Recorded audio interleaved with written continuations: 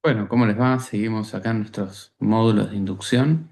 Ahora vamos a una parte bastante interesante, bastante entretenida, que es la introducción a lo que es la clínica neurológica. Obviamente, como les digo siempre, no se asusten porque esto es algo que van a aprender a través de su residencia.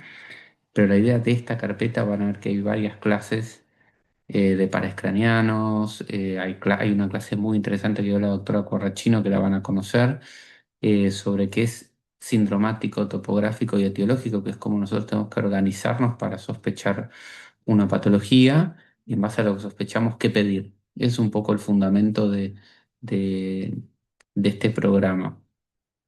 Esto, por más que tenga muchas cosas, es un pantallazo general y para nada implica esto que vamos a ver, que tienen que entrar sabiendo qué es un síndrome neuroléptico maligno, qué es un stroke, cómo se maneja, etcétera. Entonces, primero y principal, lo que es la evaluación neurológica básica, lo que es el interrogatorio, y después ACV agudo, urgencias neurológicas, lo que ya vieron, y si es que no vieron, véanlo en la clase de sindromático topográfico etiológico, vértigo y neuromuscular. Entonces, la evaluación neurológica básica, obviamente esto lo vamos a ir desglosando a lo largo de la evidencia, pero un examen neurológico tiene que tener un orden. Hagan como lo hagan, si arrancan desde la sensibilidad, si arrancan desde la oculomotricidad, como sea, tiene que tener un orden y cubrir todos los aspectos. Y ajustarse también a, según el relato del paciente, lo que ustedes están sospechando. No es lo mismo encarar a un paciente con una sospecha de una debilidad muscular aguda, en donde sospechan algo neuromuscular, a un paciente que sospecha una demencia o un paciente con un stroke. Los exámenes varían un poco y se van adaptando a lo que ustedes van sospechando. Pero básicamente hay seis grandes dominios: lo que es el estado de conciencia, que es la orientación, atención, memoria y lenguaje, que eso es fundamental, habitualmente por donde uno arrancaría, porque si el paciente no está atento, si el paciente no está orientado, es muy difícil después evaluar muchas cosas, eso condiciona mucho el examen neurológico. En lo que hace respecto al lenguaje, esto lo que es la nominación, que eso lo vamos a ir viendo. Después se pasa al estudio de los pares craneanos. Obviamente el primer par, que es el olfatorio, no se hace de rutina, así que eso ni se, ni se preocupen. Lo que sí, obviamente, es el segundo par, que es el labiovisual, los oculomotores, el séptimo par craneal, que es el facial, y los pares bajos, que esos son los que más relevancia y preponderancia van a hacer durante sus guardias.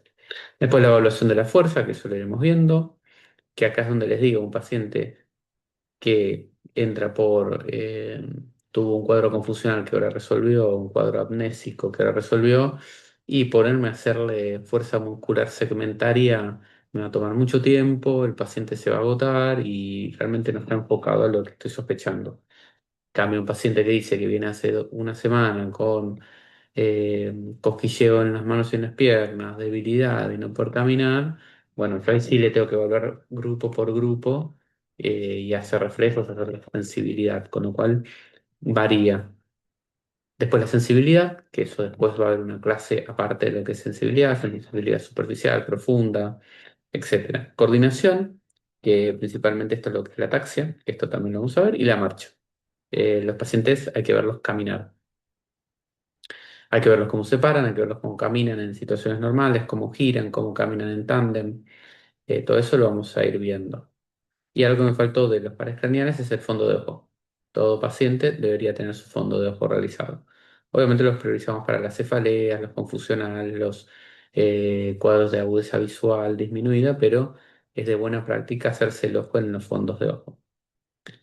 Eh, Y como uno dice, digamos, uno puede no saber hacer un fondo de ojo, uno puede no ver un edema de papila en un paciente que está confuso y le cuesta, o dificultar una rigidez nucal en un paciente con Parkinson, pero no pueden no hacer testear digamos, meninges en un paciente con cefalea, porque eso ya implica que por ahí no contemplar una meningitis en un paciente que requiere una punción lumbar. Eh, Vamos a ver, como dijimos, la parte del interrogatorio, que es la parte más importante en realidad, porque del interrogatorio del familiar y el paciente es donde sale su primer idea de qué es lo que le puede estar ocurriendo y en realidad es la más importante. Entonces, por ejemplo, que esto es lo que hablamos en el curso anterior, cada patología o cada grupo tiene como un esquema ya preasignado de modelo de redacción y también de orientación a lo que tienen que preguntar. Por ejemplo, en epilepsia, si alguien tuvo una convulsión, hay una serie de pasos que uno habitualmente va preguntando, que es lo predictal, lo ictal, o sea, cómo fue el episodio, qué pasó, dónde giró la cabeza, ojos abiertos, ojos cerrados, dónde giraron los ojos, qué hacían las manos, cómo se movía la boca, si se movía, fue una convulsión de todo, fue una convulsión del brazo, etcétera, etcétera, etcétera.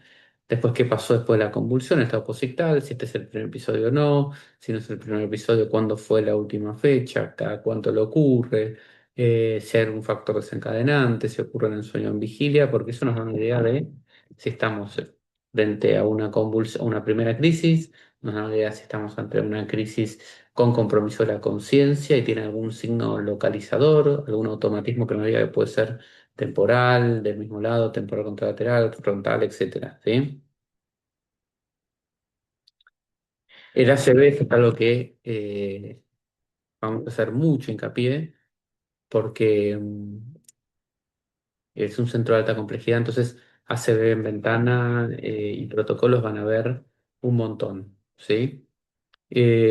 Obviamente está Juan Ignacio López, que también lo van a conocer, que es el especialista en vascular, que está al teléfono para los casos de ACV y todo paciente en el cual se vaya a definir una terapia de reperfusión o que sea candidato tienen que pasar por su decisión antes. Así que en ese sentido no van a estar libradas al azar, ¿sí? Obviamente sepan que el tiempo es cerebro, que esto seguramente ya lo escucharon. La escala que uno utiliza es el NIH, que no es una escala muy corta que se tiene que administrar en poco tiempo y obviamente en base a eso habla de la gravedad del foco. Obviamente esta escala nos permite que si yo digo que tengo un NIH de 13 a expensas de una parecia tanto, esto, el día de mañana si viene mi compañero y lo revisa, ya sepa cuál era el examen previo y lo tenga de forma objetiva constatado, para evitar él, y tenía una debilidad leve y resulta que no era tan leve, sino que era más moderada y se arrancan con esos problemas. Esto mucho no lo vamos a ver, de estatus, ¿sí? Se me saltó una diapo. Esto sepan que también lo vamos a ver, esto no se preocupen, lo voy a pasar bastante rápido. El centro cuenta con TNK actualmente y trombectomía mecánica, así que vamos a estar esto enseñándolo, lo vamos a estar viendo, esto no se preocupen, ni lo voy a tocar mucho el tema, pero eh, sepan que es un centro de alta complejidad que lo van a ver por mes, van a ver dos, tres pacientes con trombolíticos y trombectomía, probablemente tengamos, que es la estadística que venimos manejando. El estatus es otra emergencia neurológica, obviamente hay que venir a verla si uno está de guardia pasiva. De todas formas, el manejo lo hace la guardia y la terapia, pero son pacientes que uno tiene que reconocer, porque puede pasar que esté en piso, ¿no? Y nos llamen. Lo que es coma, hipertensión endocraniana, esto es algo que probablemente le van a consultar desde la UTI o desde la guardia, pero más probablemente la UTI. eh, Así que esto lo iremos viendo a medida que pase. Y esto es donde me quería detener un poco. Esto ya sé que lo vieron con Ceci, y si no, les aconsejo que vean esa clase, que es muy buena, porque esto es a partir de todo el interrogatorio que nosotros hicimos del examen neurológico, es lo que nos permite hacer un síndrome, o sea, un sindromático, es decir, bueno, este paciente tiene un déficit motor, tiene un déficit sensitivo y además está dormido. Ok, ¿qué me puede justificar que tenga un déficit motor, que esté dormido y que tenga problemas para hablar? Bueno, lesiones en tales estructuras, estas estructuras y acá. Bueno, ¿qué puede justificar que me dé lesiones en este lado? Y bueno, algo vascular puede ser, algo tumoral, algo metabólico. Y así es como uno lo va pensando, porque si no, si uno no tiene esta metodología de razonamiento, es como, bueno, listo, le pido resonancia a todos, electroencefalo a todos, punción lumbar a todos, y después vemos qué da y lo interpretamos, ¿sí? Esto igual lo vamos a ir trabajando, van a ver que es bastante fundamental en el razonamiento y dentro del pase, ¿sí? Esto ni se los voy a mencionar. Esto lo vamos a ver en una clase de vértigo, probablemente en el módulo de semio. Pero sepan que las consultas por vértigo son bastante frecuentes. Si bien hay otorrino, no hay otorrino que venga todos los días, entonces se genera eso de que nos piden consulta para hacer maniobras y demás. Pero bueno, de a poco lo vamos a ir trabajando. Neuromuscular, esto es muy importante. Sepan que son pacientes que se revisan de otra manera.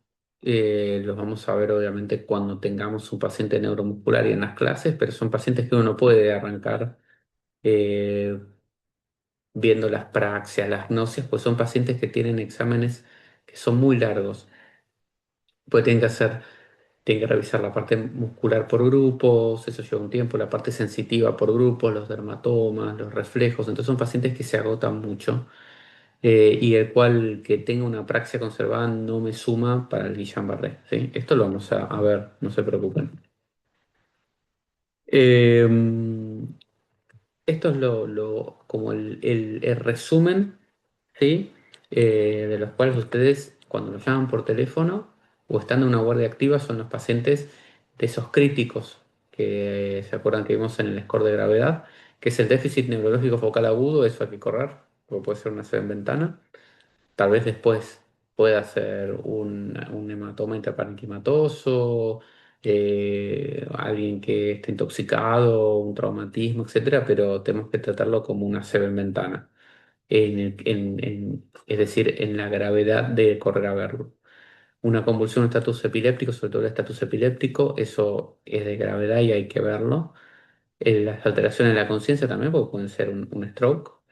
El vértigo hay que mirarlo con pinzas, sobre todo si tiene síntomas centrales y se inició de forma aguda, puede también ser un stroke de fosa posterior. Y la debilidad progresiva por el Guillain-Barré. Eh, Obviamente estamos trabajando, y quiero que lo sepan, en todo lo que es algoritmos, no solo para nosotros, sino para la guardia, para que el paciente que ustedes reciban ya esté más desmenuzado y no tengamos que nosotros ir a hacer todo el interrogatorio y reencauzarlo, ¿sí? Esto lo estamos trabajando, de hecho ya hay lo que es cefalea, ya está la guía de procedimientos ya presentada a dirección médica, lo que es parálisis facial periférica, se está trabajando en la guía de cuadro confusional, el de ACV ya está, pero hay que hacerle algunos cambios, y en breve tendremos lo que es primera crisis y debilidad muscular aguda. Eh, Así que bueno. Obviamente, quédense tranqui, como les digo, esto es como un repaso muy breve de todas las cosas, pero lo importante acá creo que se tienen que llevar es las urgencias, el ser ordenadas, el tener siempre un mismo tipo de interrogatorio y un buen interrogatorio, un buen examen resuelven la patología del paciente.